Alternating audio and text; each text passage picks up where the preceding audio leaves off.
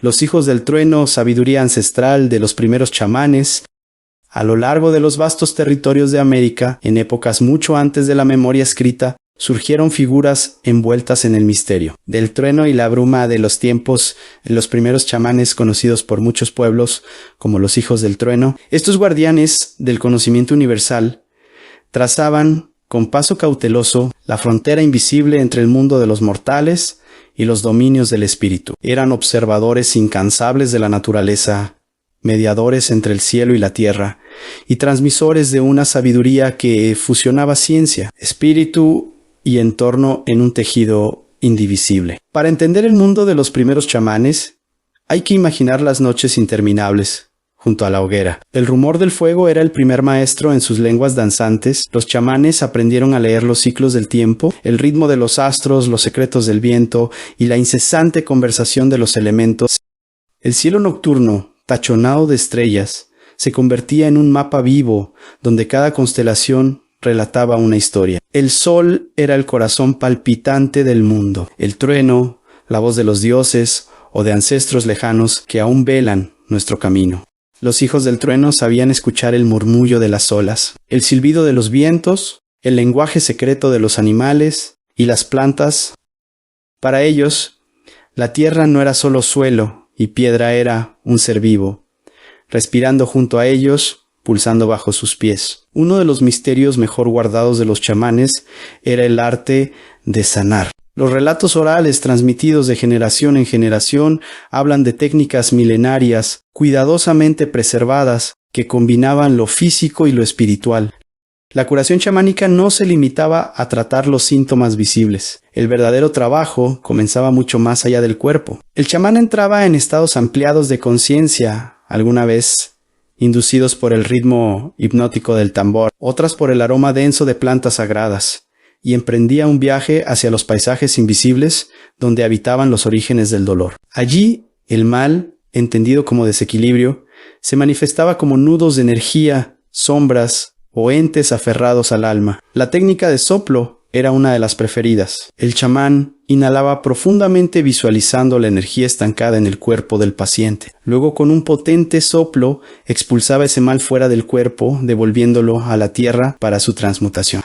A veces acompañaba este gesto con cantos o ícaros, melodías canalizadas en el trance que servían como llaves para abrir portales y establecer comunicación con los espíritus aliados. En otros casos, el chamán utilizaba técnicas de extracción, donde con la ayuda de cristales, huesos de animales sagrados o simplemente sus propias manos, localizaba y retiraba físicamente objetos o energías densas que no pertenecían al ser. Se decía que estos elementos podían convertirse en piedras, espinas o hasta insectos que emergían del cuerpo bajo el asombro de los testigos. De la misma manera, la imposición de manos para restablecer el flujo energético era central. Los chamanes percibían el cuerpo humano como un campo vibratorio surcado por ríos invisibles.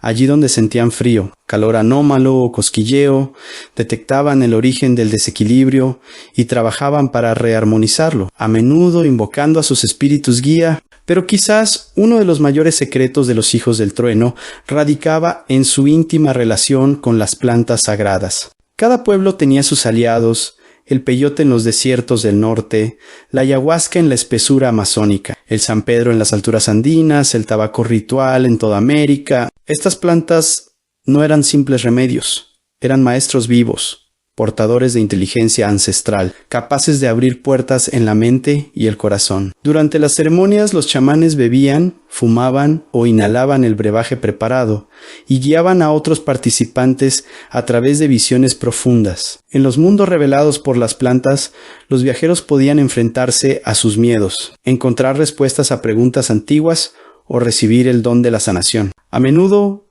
las visiones no eran solo símbolos.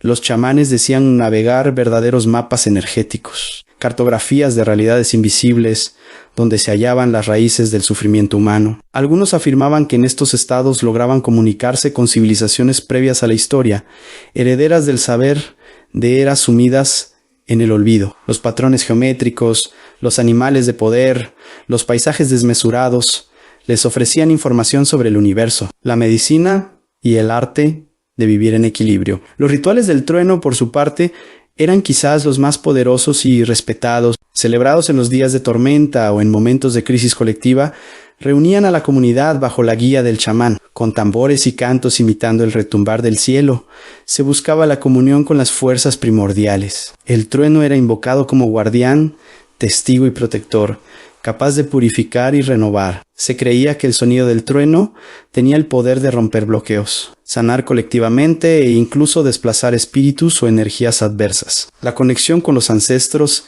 era inseparable de la vida chamánica. Muchos chamanes consideraban que su don era un legado directo de los antepasados. A través del trance podían recibir enseñanza o advertencias de sus ancestros ya fallecidos, quienes se manifestaban en sueños, animales guía o en la danza de las llamas. Parte fundamental de sus rituales consistía en honrar estas presencias, ofrecerles tabaco alimentos u cantus, pidiendo su consejo y protección. Para un chamán, la muerte no era un final, sino un cambio de morada. Los muertos continuaban su viaje en otros planos y podían ser consultados acerca del destino de la tribu, las cosechas o dilemas personales profundos.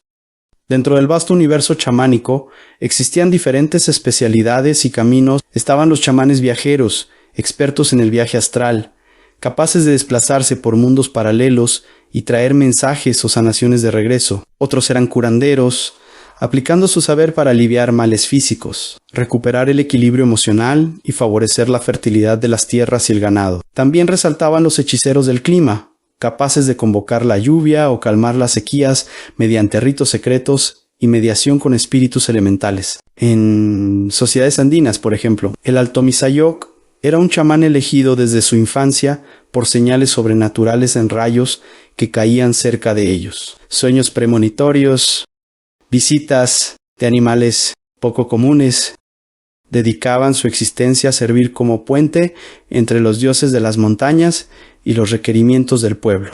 Por otro lado, en la selva amazónica, el ayahuasquero llevaba generación tras generación la misión sagrada de preparar la medicina y guiar a los participantes en sus visiones, transmitiendo el conocimiento recolectado en los viajes a través de relatos y canciones. Los métodos de curación energética en el chamanismo abundan en detalles y variaciones. Destacan, por ejemplo, la soplada colectiva, en la que el chamán camina alrededor de un grupo, rociando humo de tabaco sobre cabezas y corazones para limpiar emociones estancadas. En otros contextos aplican baños de plantas, donde ramilas frescas se sumergen en agua y se baten sobre el cuerpo del paciente, barriendo con cada hoja la memoria de traumas y pesares. También es común la limpia con huevo o el uso de espejos de obsidiana, herramientas que se cree revelan y extraen aquello que no puede verse a simple vista. El chamán no trabaja solo. Su labor depende del pacto y la comunión con el mundo invisible. Espíritu del jaguar, águila, serpiente o colibrí, todos pueden acudir en ayuda del sanador durante una curación. Se dice que algunos chamanes poseen la rareza de ver el aura jugando con colores, formas y sensaciones. Otros, incluso, pueden predecir la enfermedad antes de que se manifieste en el cuerpo físico, actuando preventivamente con talismanes, rezos o cambios en la dieta. Plantas sagradas como el tabaco, la salvia, el copal o el cacao acompañan casi todos los ritos. Su humo abre los caminos, aparta lo que no sirve y consagra los espacios para que la energía circule en armonía. Cada planta tiene su personalidad y su espíritu. El chamán conversa con cada una, pide permiso y escucha las instrucciones antes de cortar una hoja o preparar una infusión. La sabiduría de los hijos del trueno no era exclusiva ni se guardaba en secreto. Era un patrimonio vivo, transmitido a través del relato, la ceremonia y el ejemplo. La comunidad entera participaba en el misterio. Los nombres de los antepasados eran pronunciados junto al fuego. Las gestas de los grandes chamanes relatadas bajo la lluvia y las generaciones futuras enseñadas a escuchar las señales mínimas del bosque y del cielo. Más allá del tiempo y la distancia, queda la pregunta: ¿eran acaso simples médicos y visionarios? o portadores de un conocimiento aún mayor. ¿Fueron sus visiones únicamente metáforas o verdaderos mapas de fuerzas que hoy la ciencia apenas empieza a intuir? Al sentir la tierra vibrar después de un trueno, al observar una mata de salvia dejarse mecer por el viento, quizás podamos captar un susurro lejano, la voz de aquellos que una vez supieron hablar el idioma secreto del universo, en cada esquina del continente, allí donde todavía chisporrotean los fuegos antiguos y el trueno resuena en la montaña.